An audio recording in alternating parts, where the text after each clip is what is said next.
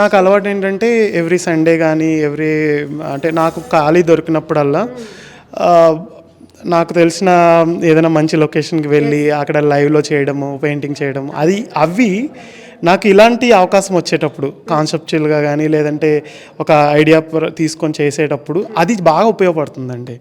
Every evenings లేకపోతే ఒక landscape ఎలా ఉంటుంది, అంటే ఏ టైంలో ఎలా ఉంటుంది, ఇలాంటివన్నీ అబ్జర్వేషన్, స్టడీ ఇవి లైవ్లో చేయడం వల్ల చాలా చేస్తామండి. ఇప్పటివరకు నేను వైజాగ్ మొత్తం మీద అంటే మాకు ఒక స్కెచింగ్ గ్రూప్ ఉందండి, అర్బన్ స్కెచింగ్ విశాఖపట్నం అని. వాళ్ళు ఎవ్రీ సండే మేము చేస్తూ ఉంటాం. నాకు వీలు దొరికినప్పుడల్లా వెళ్తూ ఉంటానండి. అలా నాకు ఆ స్టడీ చాలా ఉపయోగపడుతుందండి. అది లైవ్లో చేసిన దానికి ఏదో ఫోటోగ్రాఫ్ చూసి చేసిన దానికి చాలా డిఫరెన్స్ ఉంటుందండి.